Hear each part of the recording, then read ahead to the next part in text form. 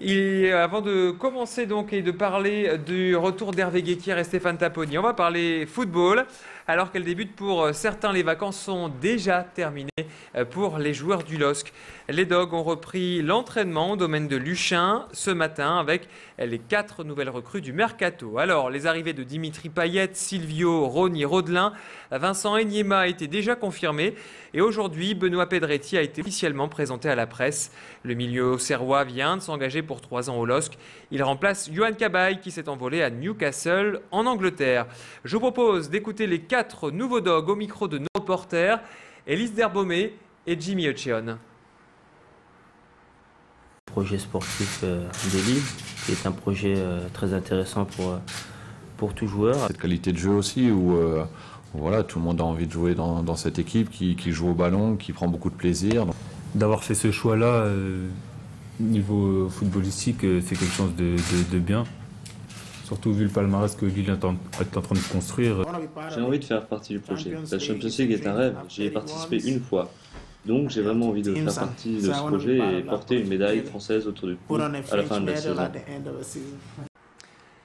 Ils sont enfin de retour en France après 547 jours de captivité en Afghanistan.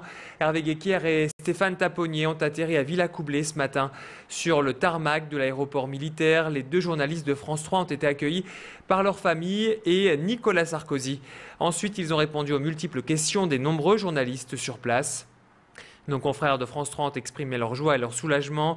Ils ont évoqué leurs conditions de détention difficiles, bien sûr, mais ils sont revenus plutôt en forme et n'ont jamais été maltraités, menacés de mort ou battus.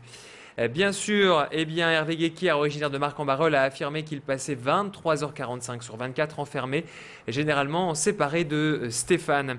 Et puis cet après-midi, les 2 journalistes de France Télévisions ont été reçus au siège à Paris par une partie des salariés du groupe.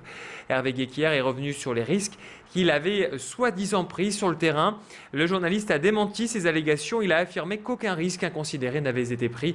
Et d'après lui, ils ont été vendus à un checkpoint et les talibans avaient prévu 3 lieux pour les enlever. Je crois qu'il faut continuer à aller en Irak, oui, je crois qu'il faut continuer à aller en Afghanistan. Ne pas toujours être avec l'armée française, américaine, britannique, que sais-je, ne pas toujours être embedded, comme on dit, être dans le même lit que l'armée. J'ai rien contre l'armée, ils ont beaucoup travaillé pour nous, les services ont beaucoup travaillé pour nous sortir de là, et un grand merci à eux. Mais il faut aussi qu'on ait un autre point de vue. Et un autre point de vue, c'est aller là où on est allé et aller là où plein d'autres journalistes vont. Mais oui, il y a une petite prise de risque supplémentaire. Et dans la métropole, toutes les banderoles de soutien peuvent donc être décrochées. C'était le cas ce matin au conseil régional. Et à Saint-André, la mairie a décidé d'aller à contre-courant et d'installer une bannière sur l'hôtel de ville pour célébrer cette libération. Car Olivier Hainaut, le maire de la commune, connaît bien Hervé Guéquière. Ils ont passé une partie de leur scolarité ensemble et ils ont même joué dans le même club de rugby. On écoute Olivier Hainaut, micro de notre reporter Thomas Kimerlin. J'étais son voisin de classe au lycée pendant 3 ans. Il voulait d'ailleurs déjà être grand reporter. Il avait cette vocation du journalisme et du grand reportage.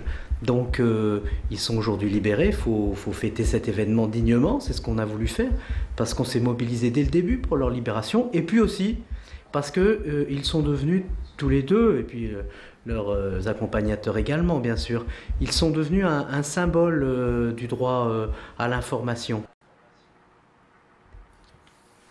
Voilà, et puis ce soir se pose la question des conditions de libération des otages. Alain Juppé a précisé qu'aucune rançon n'a été payée, même si certains médias affirment le contraire ce soir. Dans l'actualité également, un nouveau rebondissement dans l'affaire Natacha Mougel. Les déclarations d'Alain Pénin recueillies lors de sa garde à vue ont été annulées. Le meurtrier présumé de la joggeuse de Marcq-en-Barœul n'a pas pu bénéficier d'un avocat. Or, depuis la nouvelle réforme de la garde à vue, c'est obligatoire. Conséquence, 2 procès-verbaux ont été annulés par la chambre d'instruction.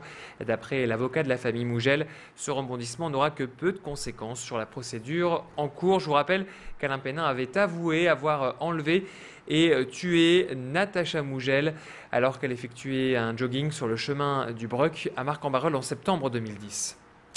Journée noire aujourd'hui pour les Italiens de la métropole. Le consulat de Lille, situé rue d'Isly, a fermé ses portes définitivement. L'affaire était évoquée depuis plusieurs années. Elle a été entérinée il y a quelques mois par le gouvernement italien. Vous le voyez, le drapeau aux couleurs du pays ainsi que les bureaux ont été déménagés. Désormais, les 35 000 ressortissants italiens vont devoir se rendre à Paris pour leurs formalités administratives. Mais une solution a tout de même été trouvée. Une permanence doit être organisée le vendredi de 9h à 16h à la maison des consuls à Lille, place Georges Lion. Plus d'explications sur les problèmes qui vont donc découler de cette fermeture au micro de Adrien Lannoy et Pierre Beauvillain.